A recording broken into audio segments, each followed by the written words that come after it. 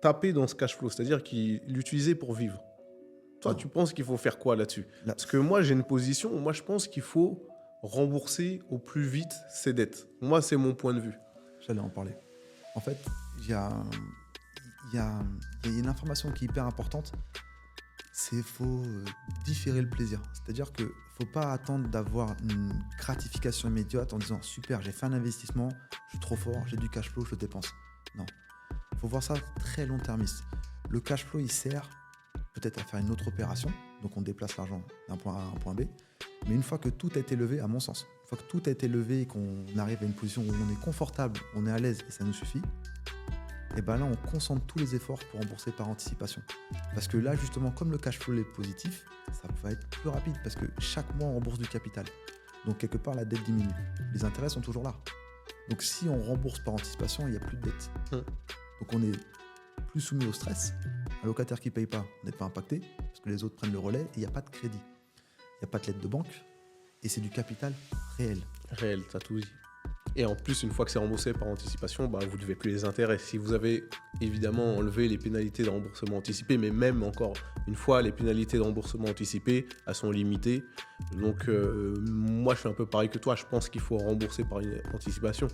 Une fois que vous avez plus de crédit, là, vous avez des vraies rentes. Oui, On peut des appeler vraies rentes. Exactement. Des vraies rentes. Et si vous n'êtes jamais pressé pour louer, etc., là, vous êtes vraiment tranquille. Du coup, si on poursuit, tu as acquis pas mal de biens.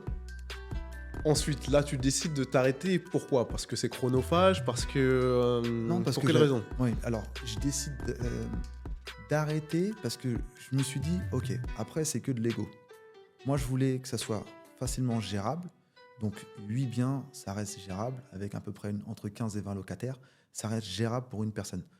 Maintenant, une dette, c'est une dette. Donc je voulais pas non plus trop m'endetter. Donc ce que je voulais faire, c'est, ok, là, une fois que j'ai levé tout ce que je pouvais lever, que je suis quand même arrivé, j'ai dû faire je vais pas dire des micmacs, mais à un moment donné, quand j'étais bloqué avec l'endettement, parce que j'ai quand même un certain endettement, j'ai dû passer en société. J'ai fait une SCI avec mon entreprise et moi-même pour pouvoir, entre guillemets, pas contourner l'endettement, mais Les principes bancaires de base. voilà, disons ça comme ça. Donc, une fois que j'ai fait ça, je me dis, là, quand même, je rentre dans des schémas juste pour dire que j'achète de l'immobilier, etc. Je dis non. Je me pose, je regarde ce que ça fait, ça me satisfait. Je vois combien j'aurai quand tout sera remboursé. Et finalement, j'ai ma propre retraite. Alors, bien sûr que là, c'est du cash flow, mais que je n'utilise pas, que je laisse pour rembourser. Mais c'est surtout que c'est des rentes qui vont être vraies et non brutes parce qu'il y a le crédit.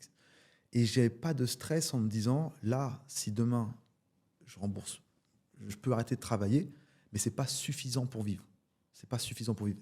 Et il n'y a pas d'ego à se dire que je suis rentier, parce que ce n'est pas vrai. S'il y a un crédit, il n'y a pas de rente. On n'est pas rentier s'il y a On un est crédit. d'accord, ouais, c'est un crédit, Faut qu'on pas soit clair. d'entier. C'est Qu'on comme soit le clair. patrimoine. Tant qu'il y a encore de la dette, c'est pas du patrimoine C'est pas net. du patrimoine. Qu'on soit clair.